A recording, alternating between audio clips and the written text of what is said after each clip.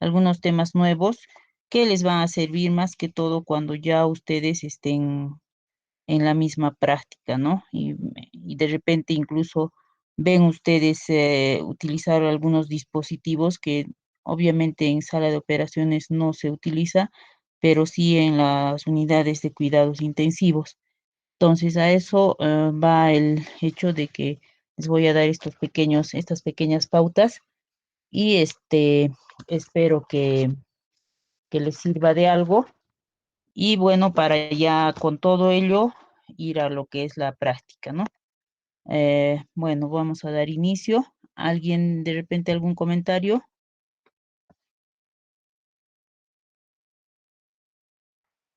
Ya.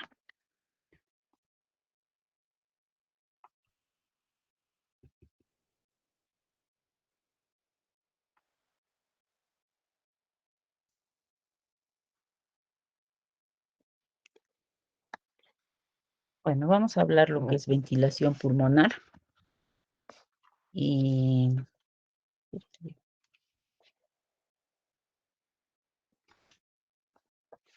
me copian, ¿no, chicos? Ya. Y como su nombre lo indica, pues el tema es bastante dirigido a lo que es la parte respiratoria, ¿no? Sabemos que la palabra ventilación en sí es el proceso de intercambio, ¿no? De aire de un espacio a otro. En el caso nuestro, en lo que es ventilación pulmonar, es ese proceso fisiológico prácticamente que se da a- eh, en nuestro cotidiano vivir y que es esencial pues para nuestra vida, ¿no?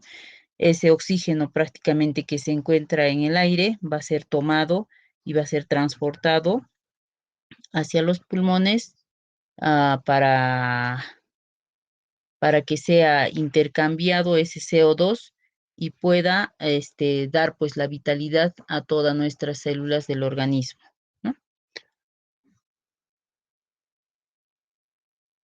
Este nivel o esta ventilación prácticamente en nuestro organismo está regulado desde nuestro centro respiratorio y esto va en función a las necesidades metabólicas de nuestro organismo, ¿no? Bueno, puede haber una necesidad, digamos, en algún momento de equilibrar ese equilibrio ácido-base que se encuentra de forma normal debido de repente a un proceso de deshidratación, a un proceso de repente de un proceso respiratorio que pueda alterar mínimamente y que no sea obviamente, digamos, tan eh, un proceso en el que nos veamos alarmados, ¿no? A diferencia, digamos, de un paciente que esté con un proceso asmático agudo, a diferencia de un paciente que esté de repente con un cuadro de insuficiencia respiratoria aguda y que esté poniendo en peligro esos minutos prácticamente de su vida, ¿no? A diario nuestro equilibrio ácido-base en nuestro organismo va cambiando. Yo me saco la sangre arterial, me sacan y de acá de 10 minutos, de acuerdo a cómo yo de repente haya ingerido algún alimento o me encuentre de repente en un estado de estrés, ese componente prácticamente de todos los gases arteriales se van a ver alterados, ¿no? Muy aparte de los otros componentes. Y obviamente se hace más notorio en procesos bastante agudos, ¿no? Reiterándoles, el objetivo de lo que es la ventilación pulmonar es transportar el oxígeno al espacio alveolar, ¿no? Para que haya ese intercambio a nivel de los capilares pulmonares y poder evacuar hacia el exterior el CO2 que se va a producir por el metabolismo de nuestro organismo. Como ventilación, lo podemos clasificar en dos tipos principales, una ventilación espontánea y una ventilación asistida.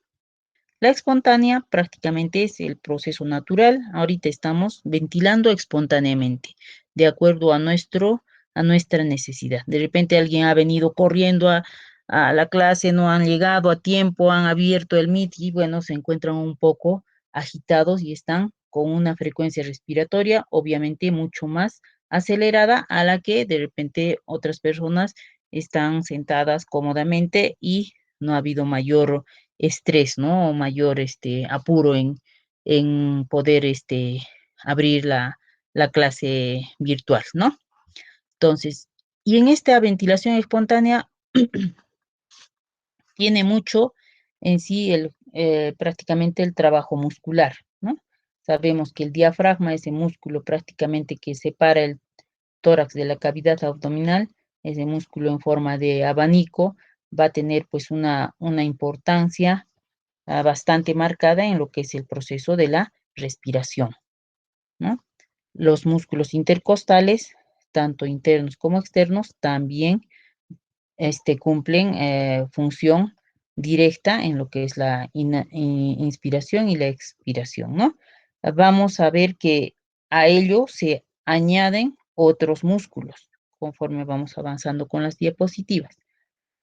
Y bueno, la ventilación asistida ya se refiere prácticamente a esa ventilación asistencial que de tipo artificial prácticamente que vamos a dar a una persona que lo requiera, ¿no? Debido a un proceso que esté poniendo en riesgo su vida en cuanto a lo que es la función respiratoria, ¿no? Para ello va a utilizarse muchos dispositivos, ¿no? Pueden ser mascarillas, tubos endotraqueales, a través de ellos vamos a conectarlos a ventiladores para mantener la oxigenación adecuada y poder eliminar ese CO2 que se está produciendo internamente.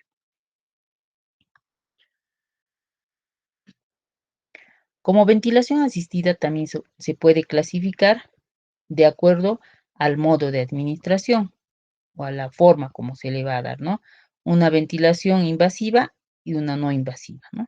La ventilación invasiva va a implicar prácticamente el hecho de la inserción o la colocación de un tubo de ventilación a nivel de orotraqueal o a nivel directo a la tráquea a través de una traqueotomía, lo cual va a permitir prácticamente eh, a que el aire pueda ingresar hacia los pulmones y obviamente llegar a los alvéolos para el intercambio gaseoso, ¿no?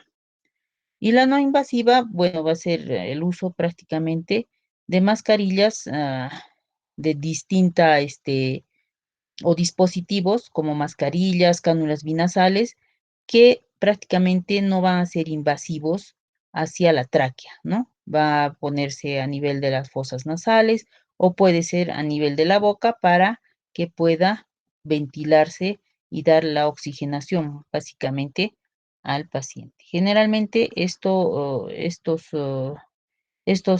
tipo de ventilación es es utilizada pues como una opción rápida y inmediata para poder estabilizar, pues, ¿no? Y poder hacer que ingrese ese oxígeno que es vital, ¿no? En ningún momento, de repente, en la urgencia vamos a estar con el tubo endotraqueal ahí directamente. Lo primero que vamos a encontrar ahí y a la mano siempre va a haber una mascarilla, va a haber una cánula binasal, de repente una mascarilla Venturi, dependiendo del tipo de paciente al que vamos a atender, ¿no?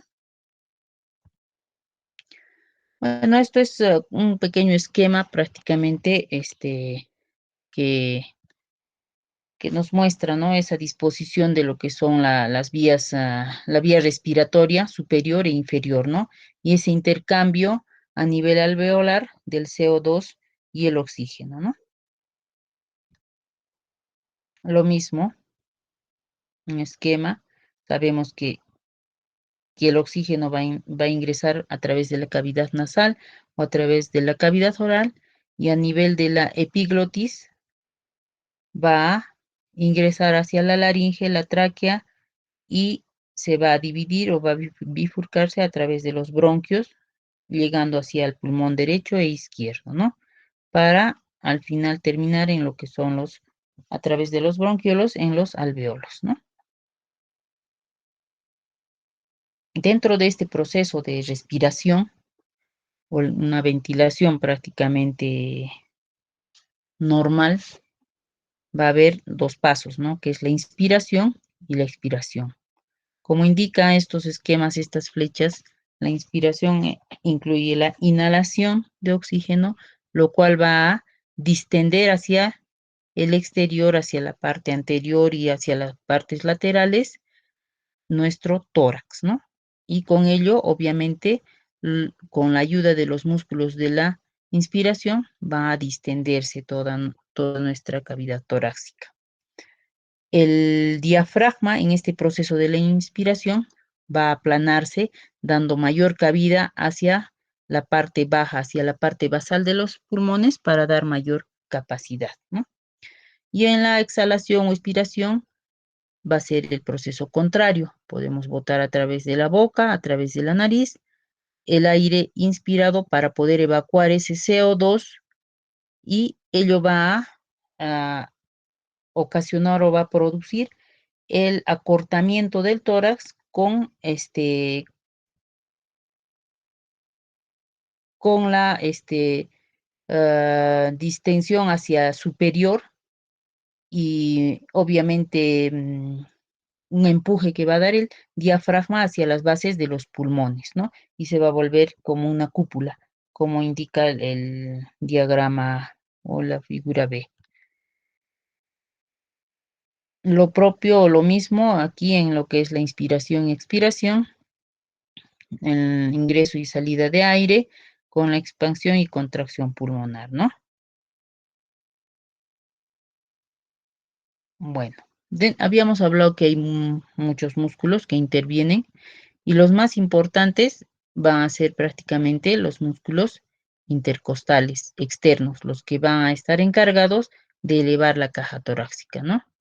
A ellos se van a sumar dentro de lo que es el proceso de en este proceso de la inspiración, de elevar la caja torácica, van a estar los músculos esternocleidomastoideos, los serratos anteriores, los escalenos, que de acuerdo a su ubicación va a elevar no todas las costillas, ¿no? Los escalenos, por ejemplo, según su punto de inserción, van a elevar hasta las dos primeras costillas, ¿no? Los serratos anteriores ya se van hacia más costillas de la parte inferior y el músculo esternocleidomastoideo va a ayudar en el levantamiento y elevar el esternón. Todo ello con la finalidad de poder ensanchar esa caja torácica, ¿no?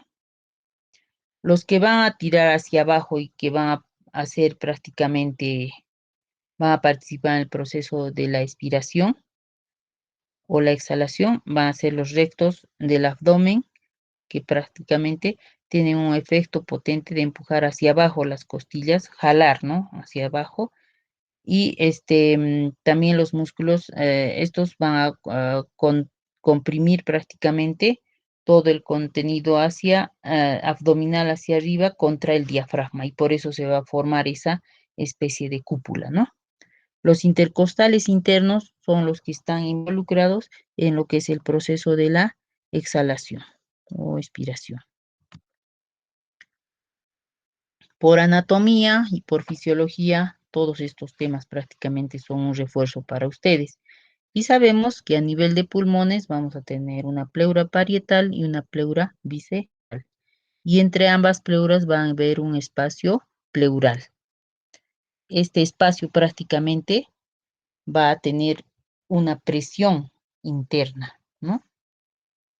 Y se encuentra prácticamente separando al pulmón como órgano del espacio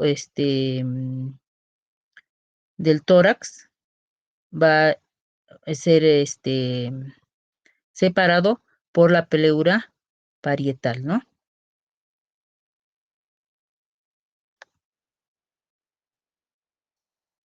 Hablamos de una presión pleural prácticamente, que es esa que se encuentra a nivel de las dos pleuras. Es una presión interna que normalmente está con un valor de -5 centímetros cúbicos de agua, ¿no? Inicia en la inspiración con ese valor y va a subir hasta -7.5 en la máxima inspiración, ¿no?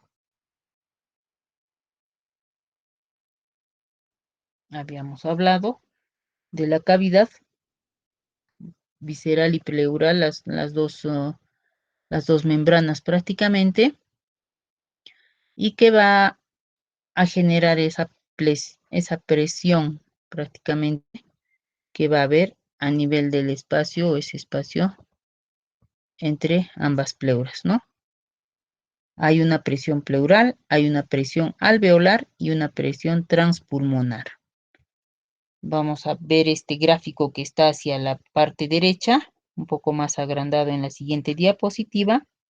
Y aquí en este recuadro rojo, la presión pleural normal es de -5 centímetros cúbicos de agua, ¿no? Es una presión prácticamente negativa que existe entre ambas pleuras. A esto me refería, ¿no? Ah, durante la inspiración, la presión transpulmonar prácticamente va a estar hasta en -7, ¿no? Un aproximado. Y va a llegar hasta 0. Y habíamos hablado que la presión alveolar es la que hay entre el interior de los alvéolos, ¿no? Esa presión alveolar está entre 0 hasta 1 prácticamente. En la inspiración va a estar en 0 y con la expiración va a ascender un poco, ¿no? Y la presión pleural, lo que dijimos, de -5 va a aumentar hasta la expiración, hasta a nivel al inicio de la expiración, hasta -7 en cuanto a presión, ¿no? Bueno, estos son pequeños diagramas de cómo nos explica que en el reposo la presión alveolar es igual a la presión atmosférica, ¿no? En la inspiración, la presión alveolar va a bajar, va a ser menor que la presión atmosférica, y en la expiración, la presión alveolar va a ser mayor a la presión atmosférica, o sea, mayor. Estos sacos alveolares, con todo este intercambio de presiones, va a hacer que, más obviamente la presencia del líquido surfactante, va a hacer que se mantengan distendidos y no se colapsen. Sabemos y conocemos también de que dentro del proceso de la respiración hay volúmenes y capacidades pulmonares. Ya no vamos a a ponernos a explicar cuánto es el volumen corriente, cuánto es el espacio muerto, cuánto es el volumen residual, porque básicamente, como les decía, esto está dirigido a lo que nosotros buscamos prácticamente estabilizar en una máquina o en un respirador, ¿no?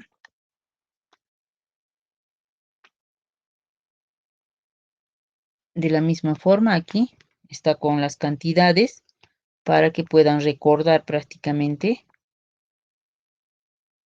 cuáles son los volúmenes residuales, el expiratorio, el volumen corriente, la capacidad pulmonar total, que viene a ser un total de 5.800 mililitros aproximadamente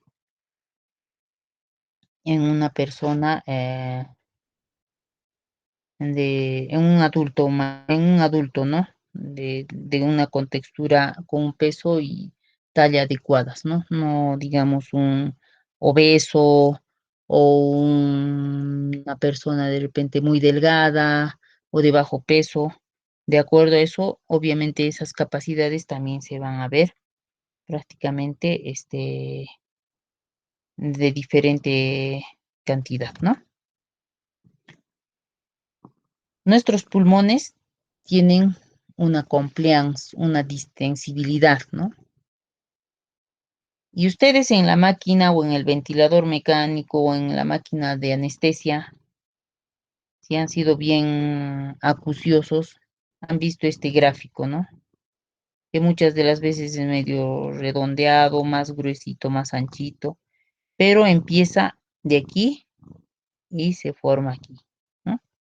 Entonces, esta línea que se va a graficar hasta donde empiece a bajar, hasta ahí es la expiración, es lo que la máquina le está dando, ¿no? Y la inspiración es la línea inferior. Dentro de esta distensibilidad pulmonar, prácticamente se van a ver que intervienen fuerzas elásticas de los pulmones, ¿no? Y obviamente ese tejido está pues formado de colágeno, tejido prácticamente que va a tener una distensión, una elasticidad normal, que va a ser capaz incluso de darnos un volumen mayor al que normalmente expiramos o inspiramos, ¿no? Cuando nosotros hacemos una inspiración forzada, entonces vamos a elevar volúmenes o vamos a poder ingresar volúmenes mayores a lo que es nuestra capacidad pulmonar. Y lo propio cuando hacemos una expiración forzada, ¿no? Entonces, esa elasticidad prácticamente en pacientes con fibrosis pulmonar se pierde, ¿no? Entonces, esa distensión va a estar limitada. Y si nosotros vamos a prácticamente a ver la saturación de esos pacientes, pues van a estar por debajo de 80, ¿no? Están 70, 65 y se hacen prácticamente dependientes de oxígeno. Los pacientes tienen que caminar con su oxígeno portátil para poder realizar las actividades que puedan hacer, ¿no? Ellos están prácticamente limitados a poder hacer esfuerzos más de lo que su cuerpo lo permita, ¿no?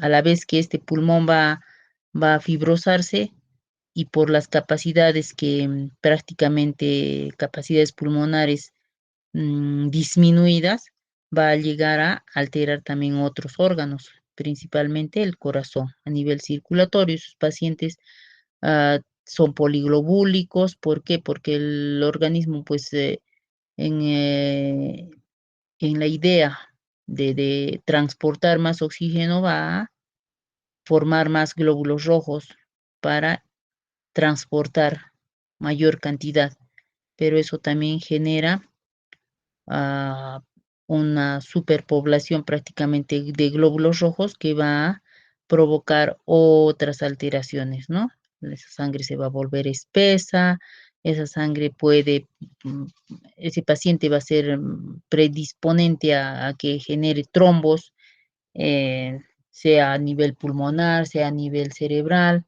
o en o a nivel de miembros inferiores, ¿no? Bueno, retornando a lo que es la parte anatómica. Sabemos que está formada por nuestra vía respiratoria, por una nasofaringe y una orofaringe. Y ambos van a llegar a una parte común en la cual, a una cavidad prácticamente, que es la laringe, por donde va a ingresar el oxígeno para poder hacer ese intercambio gaseoso, ¿no? Y obviamente aquí ahí está paralelo el esófago, está paralelo aquí la boca, con la lengua, y por eso es que a este nivel pueden producirse prácticamente atragantamientos, ¿no? Y que puedan ocluir esa vía respiratoria o ingresar igual, de igual forma. De repente estamos comiendo, estamos hablando, riéndonos y va a ingresar, ¡pum!, aquí un cuerpo extraño, ¿no? Puede ser pedazos de alimentos o hasta nuestra propia saliva, ¿no?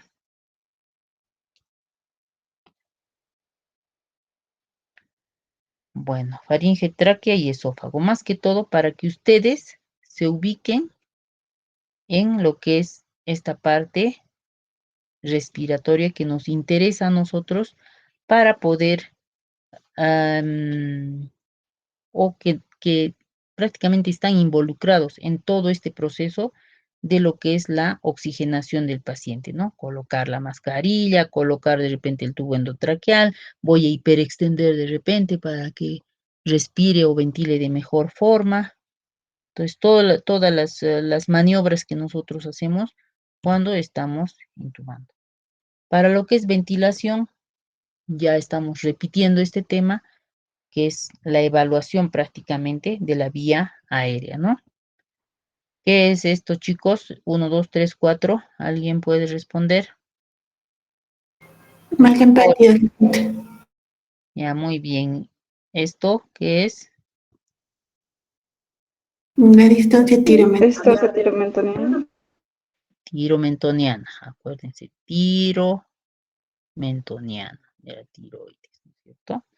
¿Y esto? Lo de abajo,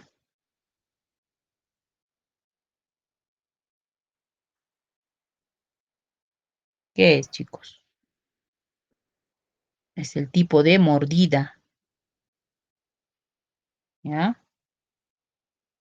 A veces hay una mordida en la que los incisivos inferiores están más protruidos, ¿no? Este está ya también más hacia adentro y este es incluso está viendo prácticamente una mordida asimétrica, ¿no? Aquí igual, lo que es el Malampati, la distancia interincisiva, lo que medimos, ¿no? O la apertura bucal que le decimos, la llamamos también 2, 3 dedos. Esta es la distancia tiromentoniana, la esternomentoniana, que es de aquí del esternón, el borde superior, hacia el mentón. El Bellhaus-Dore, que es prácticamente la movilización y esa simetría entre la parte incisiva y la parte del ángulo del maxilar, ¿no? Y el Cormag, que lo vamos a visualizar prácticamente en el momento en que nosotros vamos a utilizar el laringoscopio o el video laringoscopio, ¿no? Bueno, un esquema de lo que es el ingreso en posición de cúbito dorsal, sin hiperextensión, como entra, ¿no? Entonces, pero si nosotros ya estamos sedando, anestesiando al paciente, esta lengua se va a venir para acá atrás, entonces va a obstruir. Por eso es que tenemos que hacer una maniobra de hiperextensión, que ahorita ya vamos a ver. Bueno, habíamos hablado de lo que es ventilación invasiva, ventilación no invasiva, y en ventilación no invasiva prácticamente eh, es una técnica o es prácticamente el hecho de dar soporte respiratorio a pacientes en cuadros agudos, pero evitando la intubación, ¿no? Y obviamente el hecho de colocarlo a un ventilador. Esa ventilación no invasiva es la que nosotros realizamos al monitorizar el paciente con una mascarilla simple, ¿no? Pero el BNI, así como su nombre lo indica, alguna vez van a escuchar eso cuando estén en UCI, es a través de una máscara facial o una máscara nasal o un casco por el cual van a aplicar a presión positiva oxígeno, ¿no? Y es a grandes volúmenes. Dentro de lo que son los beneficios del BNI o de la intubación no invasiva, de la ventilación no invasiva, perdón, va a ser que nos va a evitar la intubación, va a mejorar la comodidad del paciente, va a reducir la necesidad de sedación y permite el manejo de la insuficiencia respiratoria. Y así como hay estos beneficios, obviamente también están de acuerdo a las condiciones que presente el paciente. No le voy a poner una máscara de BNI a un paciente que prácticamente está inconsciente, ¿no? El paciente tiene que estar, para empezar, consciente, pero tener la necesidad de oxigenación porque de repente tiene su fibrosis pulmonar o de repente ha sufrido un asma, así un cuadro asmático agudo, de repente ha presentado algún proceso prácticamente agudo, una traqueobronquitis, entonces, pero el paciente está consciente y puede colaborar, ¿no? Entonces, esos pacientes incluso, como aquí como indica, ¿no? Van a estar cómodos porque pueden hablar, pueden comer, pueden moverse, no están ahí, limitados, ¿no? Obviamente no los vamos a sedar porque lo que queremos es que colabore el paciente, ¿no?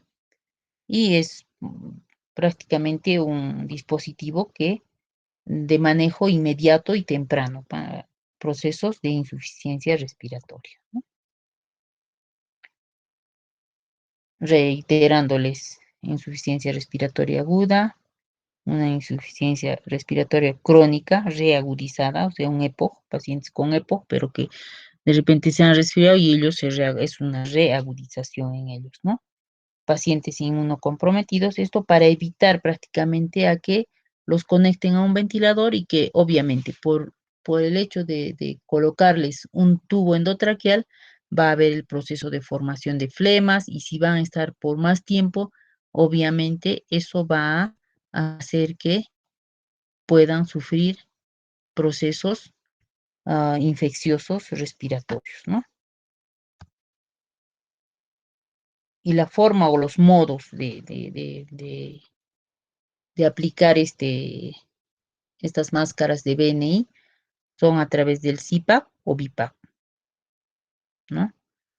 Ambos, prácticamente son a presión positiva, solo que el, el CPAP es una presión positiva constante. Se le programa a un aparato que le da una presión constante y el BiPAP va a tener diferentes niveles de presión modificándose prácticamente al ritmo que el paciente esté ventilando, porque son pacientes que están conscientes, como les dije, pero que colaboran, pero de todas maneras necesitan oxígeno porque no se encuentran con la capacidad de que internamente se haya ese proceso del intercambio gaseoso se realice con normalidad, ¿no?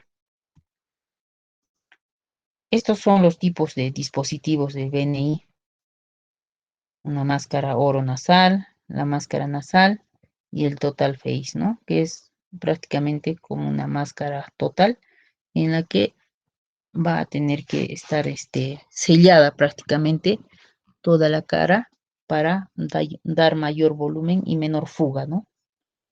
Aquí en la segunda, en la máscara nasal, solo es ingreso a nivel de la nariz, grandes volúmenes de oxígeno, ¿no? Todos son a presión positiva. El ventilador al que nosotros después de intubar le conectamos también es una oxigenación a presión positiva, ¿no? Estos son dispositivos en neonatos, cánulas binasales a presión positiva, igual esta. Aquí hay dos mangueritas pequeñitas que ingresan a las fosas nasales, pero por aquí entran bastante volumen humidificado el aire, ¿no? Bueno, en cuanto a dispositivos de vía aérea, les he enseñado que hay tubos endotraqueales, hay máscaras laringeas, tenemos nuestra cánula de Guedel,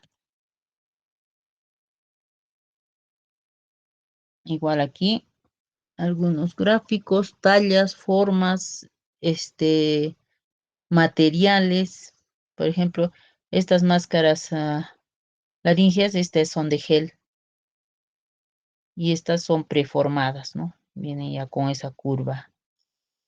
Estas incluso tienen algunos dispositivos, por ejemplo, este tiene, ¿no? Un canal gástrico, ¿no? Para que le coloquen sonda nasogástrica por ahí. Esta ya también no tiene para sonda nasogástrica, pero tiene un dispositivo, una válvula para que se infle este baloncito, ¿no? Y selle a nivel de la epiglotis o supraglotis, ¿no? Son máscaras laringeas. Y el tubo endotraqueal, que se caracteriza por ese balón, que cuando insuflamos, esto va a sellar prácticamente a nivel de la tráquea para evitar fuga de oxígeno, fuga de aire y también para evitar que alguna secreción ingrese hacia los pulmones, ¿no? ¿Qué se llama esto, chicos? Todo esto. ¿Se ve la flecha? Sí se ve, arquero. ¿Qué se llama todo eso? Esa mascarilla más todo esto, ¿qué le llamamos? Cuando sean internos, eso va a ser vuestro. Les van a dejar de castigo, ya, con el paciente. Se llama ambú, chicos. Le van a decir ambucén, ya. Entonces, tiene esta mascarillita, prácticamente se coloca aquí, y esto es como un globo que vamos presionando, ¿no? Vamos presionando para dar el oxígeno, y aquí donde dice toma de oxígeno, ahí se conecta a un balón, ¿no? Aquí está la cánula de Guedel, el laringoscopio, la máscara simple para anestesia, son máscaras simples de oxígeno, cánulas binasales, esquemas de cómo queda y qué es lo que hace una cánula orofaringea o una cánula de Guedel, ¿no?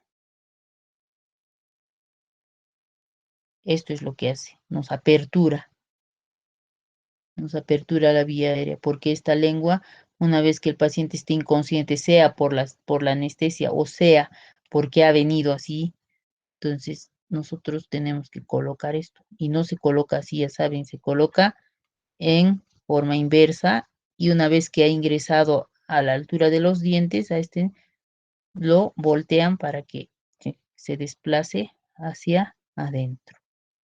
Y la forma de medir cuál es el que le queda o el que le sirve es esto, ¿no? Esta es la forma de medir qué tamaño, pues, de diferentes tamaños.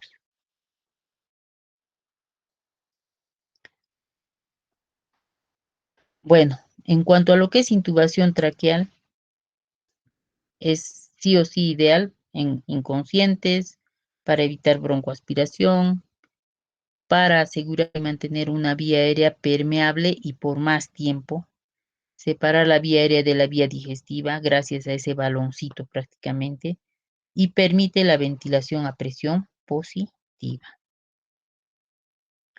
¿Qué tenemos que evaluar? La apertura bucal o oral, la clasificación del Mallampati, la presencia o ausencia de micrognatia o retrognatia, medición de la distancia tiromentoniana, la esternomentoniana, la movilidad de la articulación temporomandibular, la flexoextensión cervical, alteraciones dentales, ¿no? Eso es lo que tenemos que tener en cuenta para ya ir preparados y para ver. Bueno, los tubos, la pinza de McGill, que cuando utilizamos intubación nasal, las, los guiadores, es como alambritos metálicos, y los diferentes laringoscopios, ¿no? Un Macintosh y un Miller. El Miller generalmente es para pacientes grandes, bien grandes. Casi no utilizamos eso nosotros. Los americanos utilizan más. Y las palas pequeñas del Miller son para intubación en neonatos, porque la anatomía del neonato versus el adulto es distinta, las distancias, ¿no? Bueno, para una buena ventilación y para poder ya pensar en lo que es la intubación, tenemos que ver 3 ejes.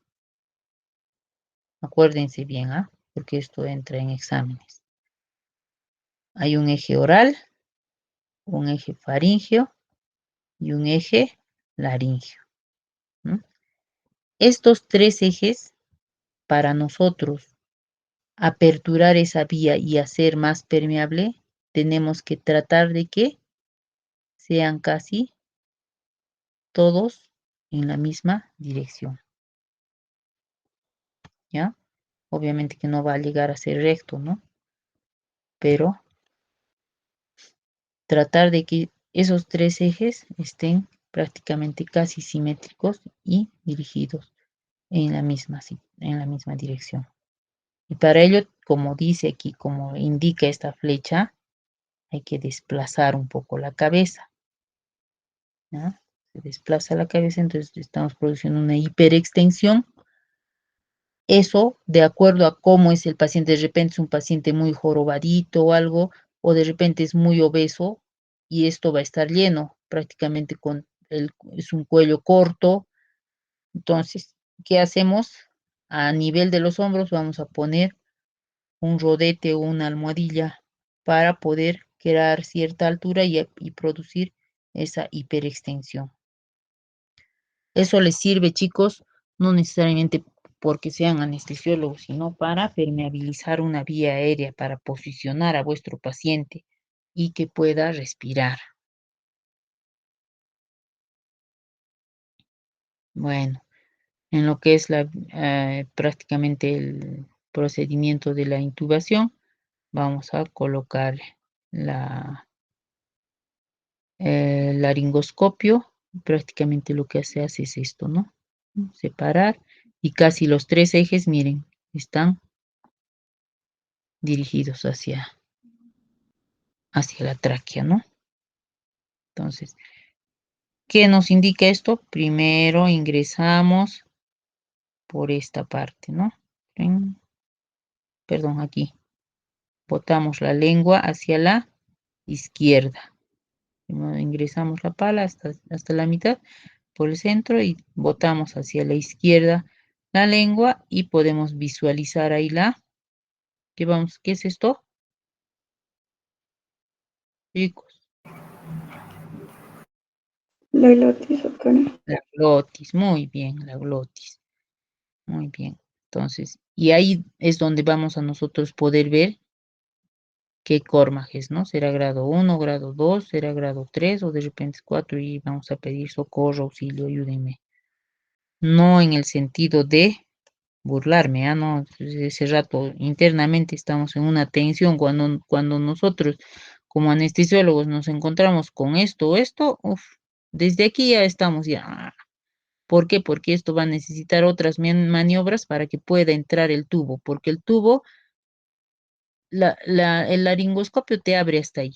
Igualito va a entrar por aquí el tubo, pero como esto está medio cerrado, se va a dirigir hacia aquí. El tubo se va a ir por aquí o se va a ir más abajo y se va a entrar al esófago. En estos se entra al esófago. Entonces tenemos que utilizar, sea en forma manual o sea con nuestros dispositivos,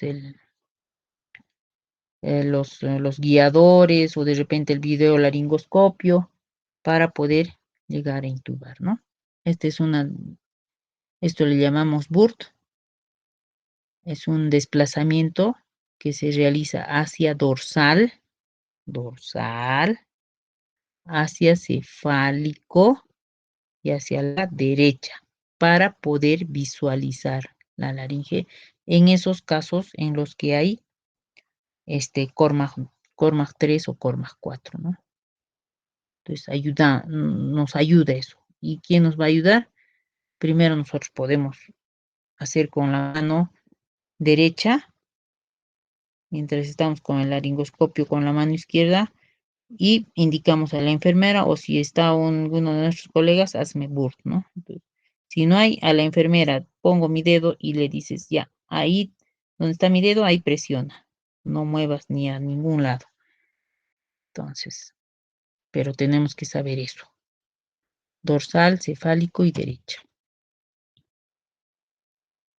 ¿Cómo ingresa? ¿Cómo es el de la hoja curva y cómo es el del Macintosh y el Miller, ¿no?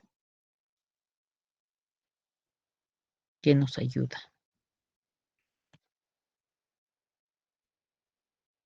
¿Cómo visualizamos prácticamente? ¿Cómo se ve? ¿Y cuándo debemos de intubar? ¿En cuál debemos de intubar? ¿En el derecho o en el izquierdo? Izquierda. Perdón, derecha. Claro, aquí. Yo sí. Aquí todavía no está relajado, no está muy relajado. O de repente cuando es insuficiente la cantidad de relajante o de propofol que le hemos puesto, va todavía a estar abriéndose y cerrándose, ¿no? Entonces, aumentamos una dosis o esperamos a que se abra, sí, de inmediato ponemos, ¿no?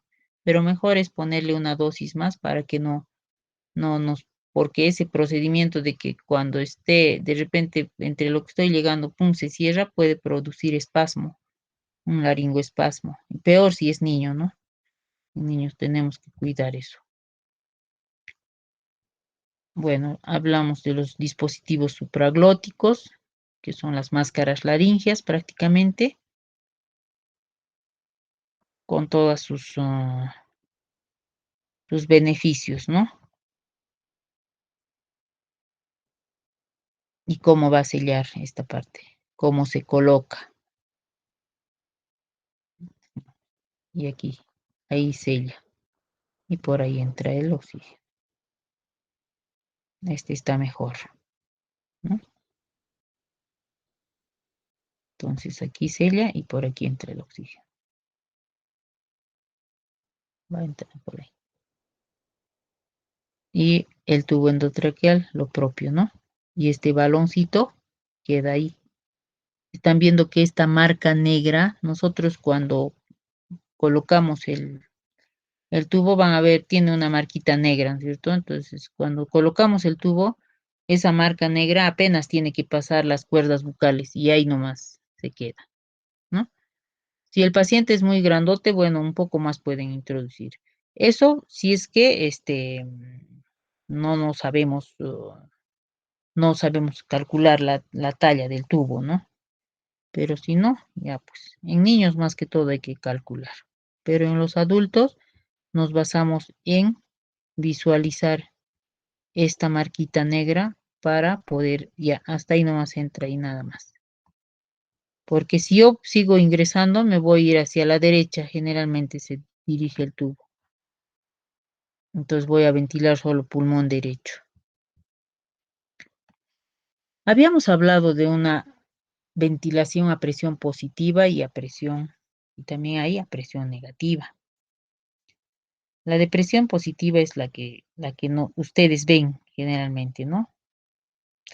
El BNI también es ventilación positiva, el AMBU es a presión positiva, la máscara de oxígeno es a presión positiva, y la intubación y conectarlo a un monitor, a un ventilador, a un monitor de anestesia o a un ventilador en UCI, es también a presión positiva, ¿ya?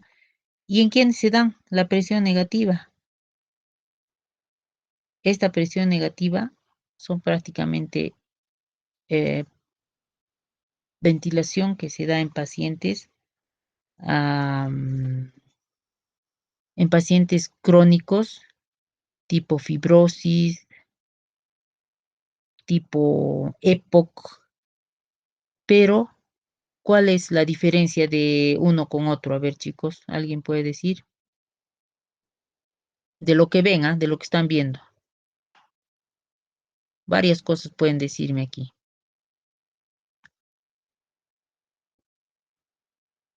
El lugar de administración, doctor. Ya, uno. Otro, a ver, de la Mata.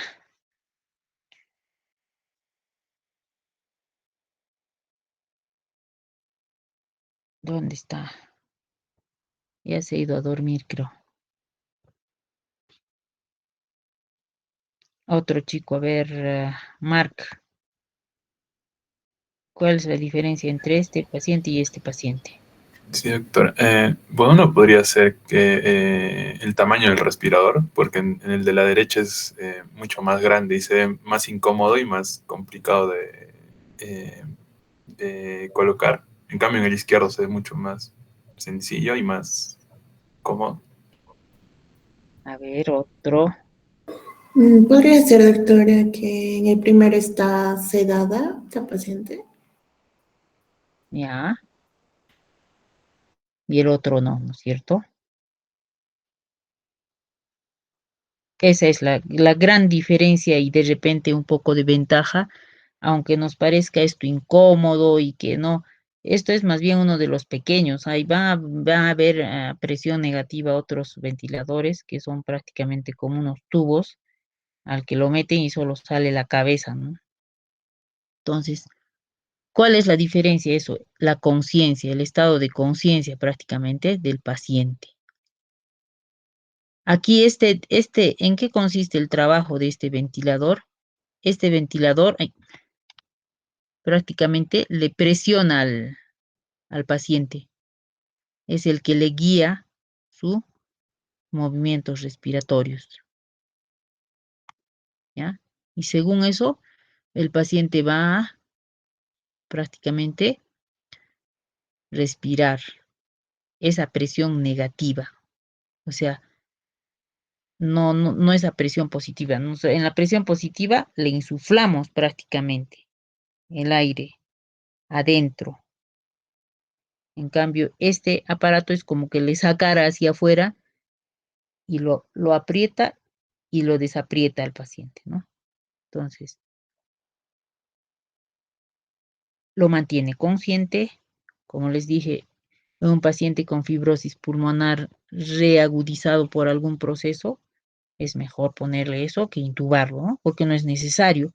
Ese paciente, los fibróticos, los asmáticos, los bronquíticos crónicos, caminan y viven con su bronquitis, con su asma y con su fibrosis, con sus volúmenes de oxígeno, de repente con su oxígeno portátil, el, el fibrótico, los asmáticos con sus nebulizadores, igual los bronquíticos crónicos, ¿no? Pero no les limita, no, a ellos no, o sea, están conscientes, solo que hay si se exacerba su cuadro por algún cuadro agudo, un resfrío, una neumonía, ah, una crisis aguda de asma, entonces no es necesario intubarlos a ellos, se les pone su nebulización y pum, va a mejorar poco a poco, pero de repente todavía no se mejoran, entonces se les coloca a estos ventiladores a presión negativa. Aquí en Cusco no hay, no he visto, pero en Lima sí. Pero todavía hay esos dispositivos, ¿no? Son bastante incómodos, como dice Mark, pero es, digamos, bastante beneficioso. Ha habido una pandemia, como les dije, van a buscar presión negativa, ventiladores o respiradores a presión negativa, una pandemia mundial, no, una pandemia, sí, una epidemia, creo, en Norteamérica, de una epidemia de polio, en los cuales prácticamente en la polio no hay movimiento, pues, y la musculatura prácticamente va a estar limitada. Entonces, en esos pacientes han utilizado esos ventiladores de presión negativa. Cuando el paciente está con los músculos prácticamente en parálisis, en afecciones neuromusculares, estos ventiladores a presión negativa son más prácticos que intubarlo, ¿no? Bueno, ¿cómo asegurar? ¿Cuándo se puede asegurar la vía aérea? Una caricatura de cómo está sudando la gota gorda aquí el pobre anestesiólogo. Y aquí hay otro, ¿no? Otro colega. El súper anestesiólogo. Pues. Él ya está pensando ya qué es lo que puede suceder, ¿no? Y no puede intubar al paciente. Y da ganas de hasta hacer esto, ¿no? Meterse dentro para poder intubar. Está la desesperación y el nivel de estrés cuando un paciente no puede ser intubado, ¿no? Por eso es que nosotros, cuando son pacientes programados, hacemos todas las maniobras, exámenes y hasta suspendemos si es posible, no porque queramos suspender, sino para que haya otra evaluación o alguna otra situación que dé todas las condiciones adecuadas al paciente para ser intubado, ser monitorizado, de repente necesitemos nosotros otro dispositivo, de repente necesitemos otro especialista para que pueda invadir la vía aérea. Entonces, tenemos que asegurarnos todo por el bien del paciente, ¿no? Bueno, al final de todo, el asunto es llegar al 100% de saturación, ¿no? Aunque es el nivel, es como lo imposible a veces, pero sí, y a través de todo, de cualquiera de estos mecanismos, ¿no? Sea una mascarilla simple prácticamente, que esta es una ¿no? Sí, este está intubado el paciente, aquí también está a un ventilador, es una foto de la pandemia, pero que saturen bien, porque eso nos va a prácticamente asegurar una vía aérea, nos va a asegurar la vida del paciente. El oxígeno para nosotros es nuestro principal motor de vida. Eso es todo, chicos. ¿Alguna pregunta? En nuestra clase práctica que vamos a tenerla, vamos a ver todas estas maniobras, vamos a realizar, vamos a colocar tubos endotraqueales, máscaras laringeas en los maniquíes, ¿ya? Entonces, ahí vamos a recordar qué cosa tenemos que hacer, qué no tenemos que hacer para poder llegar a la intubación adecuada, ¿no? Muy aparte, ya les había dicho que vayan leyendo lo que es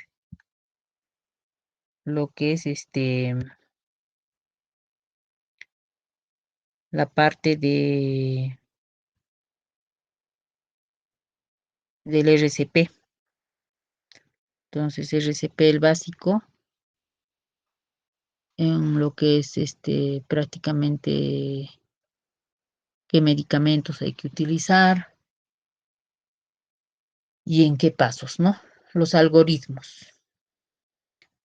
¿Alguna pregunta, chicos? Yasmín, Sofía. Mañana No, tenemos, doctora. ¿no?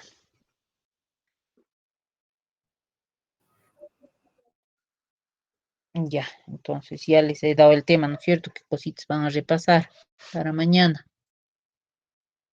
Ya les has dicho.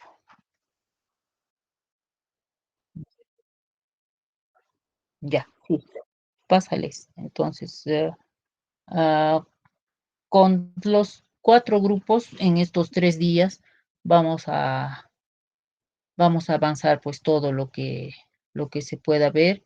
Ojalá que nos puedan dar para que puedan ver intubación, que estén mis colegas las más tratables para poder acceder a pacientes, ¿ya? Y de todas formas, sí o sí, de repente a esto voy a adicionar una clase virtual más para reforzar algo de lo que es la parte de RCP con algunas cosas básicas, ¿ya? Pero cualquier tema que quieren que de repente les refuerce, si ustedes disponen de día así para lo virtual, me lo hacen saber, cosa que preparo y vamos viendo también algunas cositas, ¿no? Porque muchas de las veces en la misma práctica no tenemos el tiempo suficiente o a veces no es muy didáctico, digámoslo, el hecho de que estén ahí parados o les esté, ya, a ver, miren esto, ¿no? Entonces, hacerles ver de repente algún video o algo de alguna de de alguno de los procedimientos quieren, entonces puedo escoger y lo vamos viendo, ¿no? Entonces, eso queda de ofrecimiento hacia ustedes de mi parte. Entonces, Sofía, conversa con tus compañeros, de repente hay alguna cosita que tengamos que reforzar o que les quede duda, ¿no?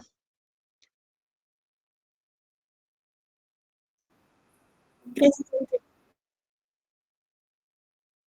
Ya.